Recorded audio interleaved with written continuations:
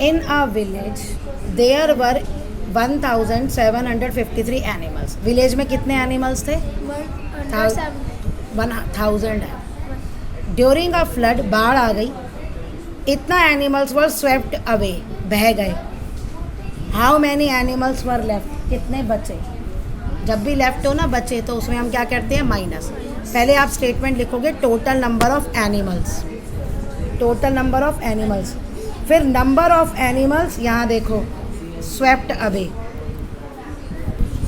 लिखते हुए ऐसे ध्यान रखोगे कि नीचे से ऐसे ही आए, जैसे अब ये 988. फिर उसने क्या पूछा है? नंबर ऑफ एनिमल्स पूरा लिख लेना लेफ्ट, यानी माइनस, या नीचे ये नंबर दोबारा से लिख लो.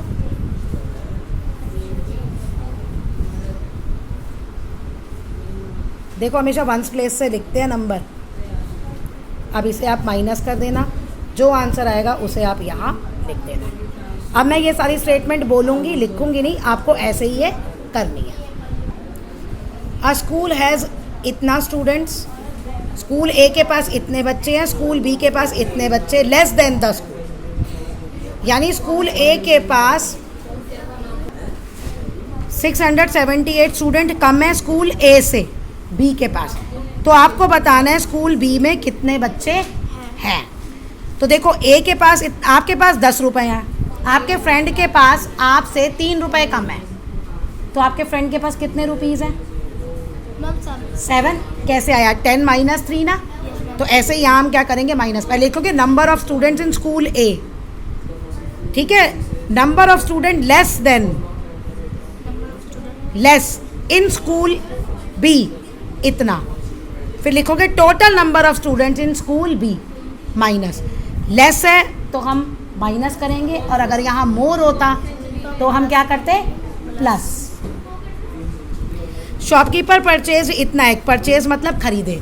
शॉपकीपर ने टोटल इतने एक्स खरीदे. सोल्ड बिक गए, इतने उसके बिक गए. तो how many x were left, कितने एक्स हैं उसके पास?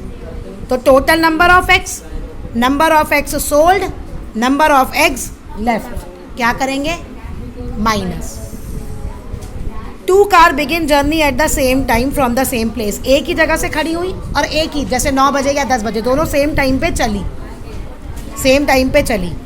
5 घंटे बाद कार ए ने इतना डिस्टेंस चला, कार बी कवर्ड इतना. कार ए चल गई 315, कार बी इतना. How far behind the car B from car A, car B जो है कार ए से कितनी पीछे है? देखो ये यहाँ से चली, यहाँ तक पूरा करके आपकी आ गई कार ए, और यहाँ पूरा करके आ गई कार बी. तो ये डिस्टेंस दोनों का गैप है ना, तो क्या करेंगे इस केस में? माइनस. आप लिखोगे distance covered by car A, distance covered by car B, distance between them, उन दोनों के बीच में डिस्टेंस. लास्ट वाली स्टेटमेंट ये आएगी डिस्टेंस बिटवीन देम. अब परचेज टेलीविज़न, परचेज मतलब खरीदा, इतने का टेलीविज़न खरीदा, कुछ टाइम बाद इतने का बेच दिया. आपने इतने का, मान लो विकास ने खरीदा इतने का बेच दिया. तो हाउ मच लेस ही गट, अब जितने का खरीदा था उतने का उसने बेचा तो नहीं ना, कम में कब बेचा ना, तो वो पूछ रहा है कितने कम में बेचा. तो फिर होगा कॉस्ट प्राइस ऑफ टेलीविज़न, खरीदा, सेलिंग प्राइस ऑफ टेलीविज़न यानी बेचा, सेलिंग प्राइस बेचना, ठीक है.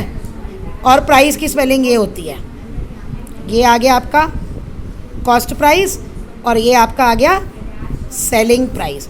फिर ये है ना how much less he get, आप लिखोगे ही गॉट, जो भी माइनस करके आया डैश रुपीज़ लेस, ठीक है. ही गॉट डैश, जो तुम्हारा माइनस करके आया वो लिखना है, रुपीज़ लेस. अब 34th नेशनल गेम हो, स्टेट बैंक ऑफ इंडिया ने इतनी टिकट्स बेची, हमें बाकी भी नहीं देखना, मेन पे देखना. इतनी टिकट बेची, सेल फॉर सेल लगाई, मतलब बेचने के लिए लगाते हैं ना काउंटर पे, इतनी टिकट्स थी, इतनी टिकट्स वर सोल्ड, पर कितनी बिकी? इतनी ही बिकी. How many tickets were left unsold, कितनी नहीं बिकी. तो आप क्या स्टेटमेंट लिखोगे? Total number of tickets, number of tickets sold, फिर number of tickets unsold is equal to जो नहीं बिकी कैसे निकालेंगे? माइनस करके. अब पॉपुलेशन टोटल टाउन की इतनी है, पॉपुलेशन मतलब ये होता है ना उसमें आदमी औरत, ठीक है. आदमी, औरत और बच्चे सारे मिला के यही पॉपुलेशन होती है। अब मेन और वुमेन की तो है ये, मेन और वुमेन की तो मिला के दे दी, आपको बताना है बच्चे कितने हैं। क्या करेंगे, आप पहले लिखोगे total population of a town, फिर number of men and women together equal to इतना, फिर नंबर ऑफ चिल्ड्रन माइनस करके।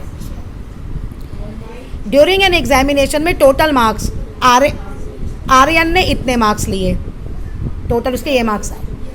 इंग्लिश में उसके 153 थे, हिंदी में उसके 167 थे। आपको बताना है उसके मैथ्स में कितने मार्क्स थे, मैथ्स में कितने मार्क्स थे।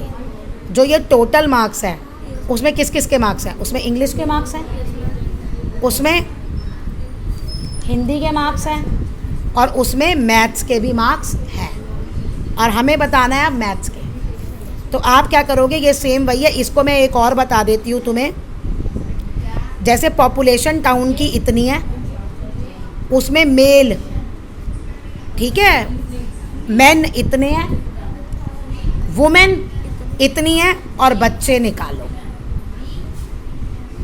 ये ऐसा बहुत आता है, समझ में आ गया। ये क्या करेंगे हम, पहले हम इनको प्लस निकालेंगे, marks in English and Hindi दोनों को प्लस कर लेंगे, ठीक है, और उसको प्लस करने के बाद इसमें से हम माइनस कर लेंगे। ये देखो, marks in English, marks in Hindi, फिर total marks in English and Hindi, ये प्लस करके आ गया आपका आंसर। फिर आप लिखोगे total marks, marks in English and Hindi और मार्क्स इन मैथ्स, इसमें से इसको माइनस कर दिया। अगर मेल हो, number of men, number of women, total number of men and women, फिर total population, total number of men and women, minus कर दिया। अब यही सेम क्वेश्चन आपने ये किया है ना, इसमें मेन और वुमेन को प्लस करके दिया हुआ है, तो वो दोनों को प्लस करके भी दे सकते हैं और दोनों को अलग अलग अलग भी दे सकते हैं, दोनों को प्लस करके भी दे सकते हैं और दोनों को अलग अलग भी दे सकते हैं, तो उसमें आपको प्लस करना पड़ेगा। बल्ब फैक्ट्री प्रोड्यूस इतना बल्ब ऑन फर्स्ट डे, पहले दिन कितने बल्ब बने, ये, दूसरे दिन इतने बल्ब बने। अब आउट ऑफ दीज, दोनों दिन जो बल्ब बने ना, उनमें से इतने डिफेक्टिव थे, तो आप डिफेक्टिव मतलब खराब थे, तो आपको बताना है कितने बल्ब अच्छी कंडीशन में है।